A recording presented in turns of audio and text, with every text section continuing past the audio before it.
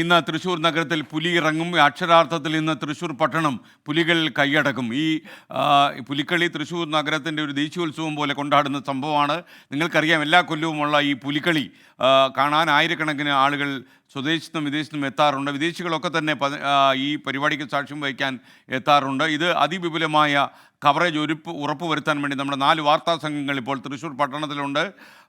വിശദാംശങ്ങളുമായി നമുക്കൊപ്പം ഇപ്പോൾ സൂരജ് സജി വിയൂർ യുവജന സംഘവുമായിട്ട് നമുക്കൊപ്പം ചേരുകയാണ്. സൂരജ് സജി വിശദാംശങ്ങൾ നൽകും. സൂരജ്, യഥാർത്ഥത്തിൽ ഈ പുലിക്കളി എന്ന് പറഞ്ഞാൽ നഗരം പുലികളുടെ കയ്യിലാകും. അപ്പോൾ എന്തൊക്കെയാണ് വിവരങ്ങൾ? വിയൂരിലാണോ ഇപ്പോഴും?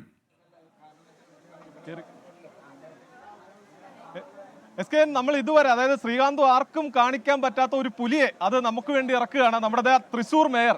അതായത് പുലിക്കളി മനസ്സിൽ കൊണ്ടു നടക്കുന്ന വികാരം, പുലിക്കളിയുടെ എല്ലാ വികാരവും മനസ്സിലുള്ള മേയർ ഇപ്പൊ നമ്മളോടൊപ്പം ചേരുകയാണ്. മേയർ ഒരു 2 ചൂട് വെച്ചൊന്നു. ആദ്യം എനിക്ക് ചൂട് വെക്കാൻ അറിയില്ല, പക്ഷെ ആവേശം കൊണ്ട് എനിക്ക് പറ്റണില്ല.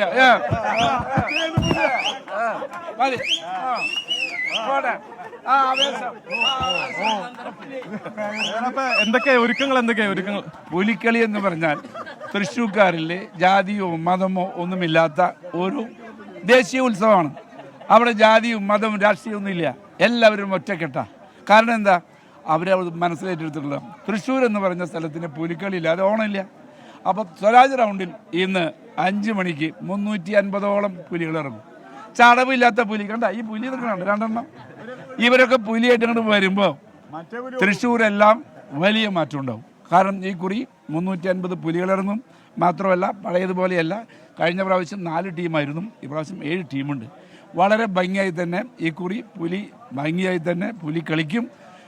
ജനങ്ങൾക്ക് കാണാനുള്ള അവസരങ്ങൾ ഉണ്ടാക്കിയിട്ടുണ്ട്. എല്ലാ ഭാഗത്തും എല്ലാ സജ്ജീകരണങ്ങളും കഴിഞ്ഞിട്ടുണ്ട്. അതുകൊണ്ട് ഈ കുറി ഭംഗിയായി തന്നെ മുന്നോട്ട് പോകും. തകർക്കും, ഒരു വിട്ടുവീഴ്ചയില്ല. ആർപ്പുളിച്ചാലെന്ന വേറെ ആയിക്കോട്ടെ.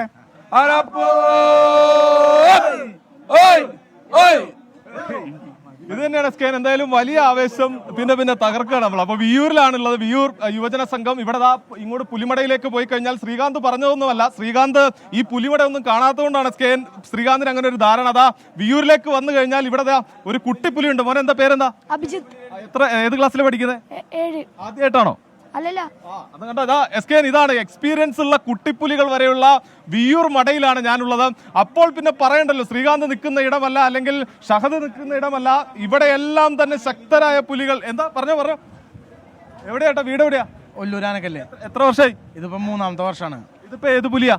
ഇതിപ്പോ വരയം പുലിയാണ് വരുന്നത്, നാടൻ വരയാൻ. ഈ വരയംപുലിയാണ്. ഇനി പെൺപുലി വരാനുണ്ട്, ചെമ്പുലി വരാനുണ്ട്, കരിമ്പുലി വരാനുണ്ട്. ഇനി ഇതൊന്നുമല്ല, സസ്പെൻസുകളും ഏറെയുണ്ട്. എല്ലാ ഒരുക്കങ്ങളും പൂർത്തിയായി കഴിഞ്ഞു. ശക്തമായ സുരക്ഷ അത് പോലീസും ഒരുക്കിയിട്ടുണ്ട്.